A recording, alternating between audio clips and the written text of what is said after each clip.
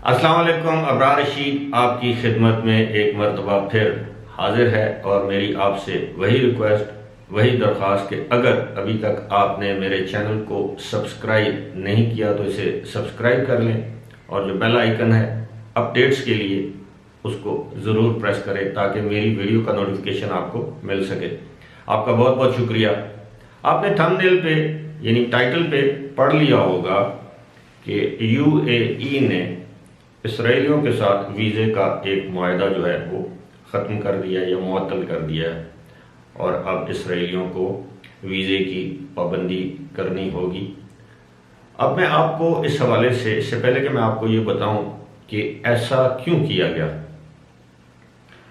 आपको याद होगा तकरीबन 1 या 2 हफ्ते पहले मैंने एक वीडियो की थी, मैंने एक प्रोग्राम किया था वीडियो पे और मैंने आपको बताया था कि इसराइल और यूएई के दरमियान या माबैन गर्मजोशी का जो आलम अक्टूबर नवंबर में था वो अब नहीं रहा। उसकी वजूहत भी मैंने आपको बताई थी कि अब इसराइल और यूएई के ताल्लुकात कायम कराने में अहम किरदार अदा करने वाला डोनाल्ड ट्रंप अमरीकी सदारती इलेक्शन हार गया। उसका दामाद जैरेड कुशनर जो कि उसका स्पेशल एडवाइज़र था, जो खुद यहूदी है, जिसने बहुत बड़ा अहम किरदार अदा किया था। अब जाहिर है जब जो डोनाल्ड ट्रंप की सदारत चली गई, नया सदर आ गया और उसका बेटा, उसका जो दामाद था, उसकी एडवाइज़रशिप भी ख़त्म हो गई।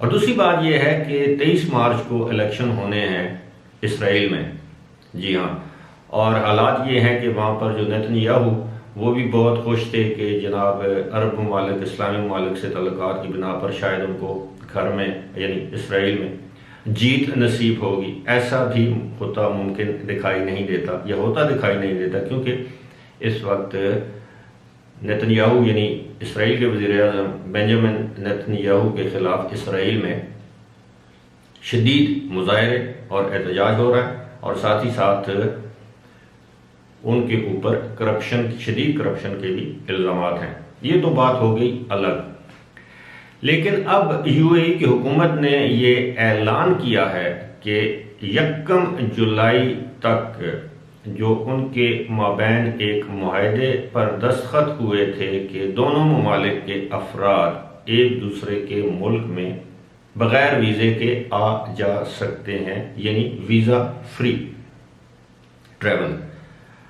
इस मुआहदे को यकतरफा तौर पर यूएई ने, मुत्तहिदा अरब अमारात ने यकतरफा तौर पर मुअत्तल करने का ऐलान किया और यह मुआहदा 1 जुलाई तक मुअत्तल किया है। इसमें इसराइल ने इस मुआहदे को मुअत्तल नहीं किया और यूएई अथॉरिटीज़ ने वो जो लिस्ट है वीज़ा फ्री कंट्रीज़ की अपनी वेबसाइट से, उनके इमिग्रेशन हुकाम ने उसमें से इसराइल का नाम भी निकाल दिया है।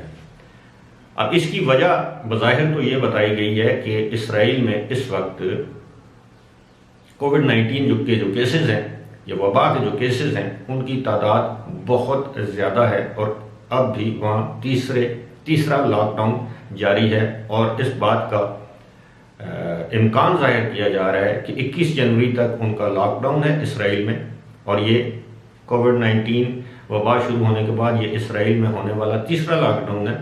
और यूएई अथॉरिटीज़ का ये गुमान है कि इस लॉकडाउन को, बल्कि दुनिया का गुमान है कि इस लॉकडाउन को मज़ीद 2 हफ्ते तक बढ़ाया भी जा सकता है, यानी फरवरी तक।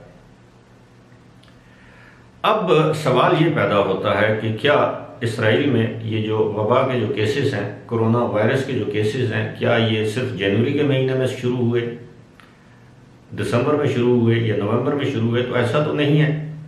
आप सबके इल्म है कि ये जो केसेस हैं इसराइल में ये तो अक्टूबर नवंबर से शुरू हैं, लेकिन इसके बावजूद न्यू ईयर की तकरीबात मनाने के लिए, अपने नए यहूदी दोस्तों को वहाँ पर खुश करने के लिए, उनकी आवभगत करने के लिए उनको वीज़ा फ्री सहूलत भी दी गई और उनके जहाज़ धड़ाधड़ यहाँ पर आए। और आपके इल्म में ये बात भी है कि इसराइलियों ने, यहूदियों ने आकर जो यूएई में गुल खिलाए वो आपके सबके सामने है। वो जो खबरें पूरी दुनिया में आई कि इन्होंने होटलों में चोरियां की और पकड़े गए, रंगे हाथों पकड़े गए, फिर हुकूमत ने इनके खिलाफ कोई एक्शन लेने से गुरेज किया। अगर आम कोई इंडियन पाकिस्तानी कोई छोटी मोटी चोरी करता पकड़ा जाए तो आपको पता है उसके साथ क्या सलूक होता है। लेकिन जब यहूदियों या इसराइलियों ने होटलों से छोटी मोटी नहीं बड़ी चीज़ें भी चोरी की, जैसे इलेक्ट्रिक केटल चोरी की, वहाँ पे जो बर्तन थे वो चोरी किए, तौलिए चोरी किए, बेशुमार इस तरह की चीज़ें, तो उनके खिलाफ कोई एक्शन नहीं लिया गया।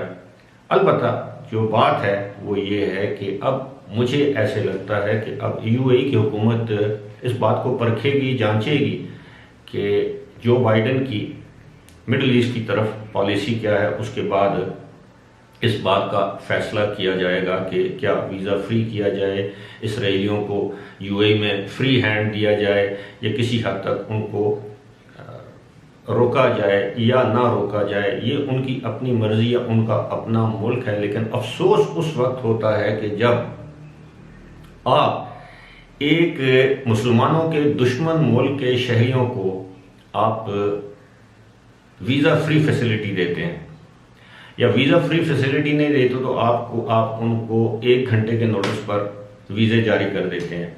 और ऐसा भी देखने में आया कि वहाँ से बगैर वीज़े के, जब ये मुआहदा दस्तखत नहीं हुआ था इस पर वीज़ा फ्री, तो वहाँ से बगैर वीज़े के जहाज़ भर के इसराइली तकरीबन 250 इसराइली दुबई पहुँच जाए तो उनको दुबई एयरपोर्ट पर वीज़ा दिया गया।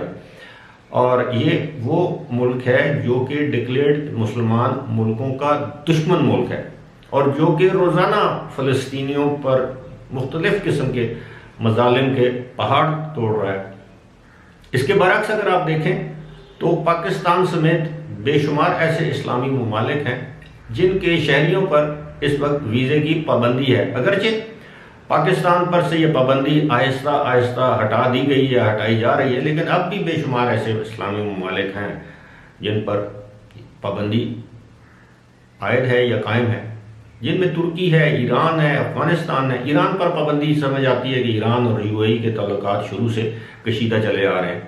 अफगानिस्तान है, तुर्की है, इराक है, शाम है, यमन है, लेबनान है, केनिया है, सोमालिया है, पता नहीं और कितने ममालिक हैं। अब कोई अल्जीरिया है जिसे अलजायर कहते हैं। अब ये सारे ममालिक मुसलमान ममालिक हैं और इन पर पाबंदी आयद है। और दूसरी जानब हम देखते हैं कि इसराइलियों को हर किस्म की सहूलत मुयसर है या मुयसर की गई, लेकिन अब हालात मुझे लगता है कि आहिस्ता आहिस्ता बदल रहे हैं। और जो ही जो बाइडन आएंगे वो अपनी मिडिल ईस्ट पॉलिसी का ऐलान करेंगे, तो आप देखिएगा कि ये हमारे अरब भाई गिरगिट की तरह किस तरह अपना रंग बदलते हैं, किस तरह अपनी पॉलिसीज़ को तब्दील करते हैं, किस तरह हालात वाक़यात को देखते हुए, अपने मफादात को देखते हुए अपने कवानीन को तब्दील करते हैं। आपको याद है ना कि इसराइलियों से ताल्लुकात कायम होने के बाद कुछ कवानीन तब्दील किए गए थे, जिसमें जना बिल रज़ा और शराब को भी जायज़ करार दे दिया गया था। तो ऐसे हालात में मैं समझता हूँ कि ये वीज़े पर इनकी जो पॉलिसीज़ हैं ये वक्त और हालात के साथ बदलती रहेंगी। फ़िलहाल इसी के साथ मुझे दीजिए इजाज़त। खुदा हाफ़िज़।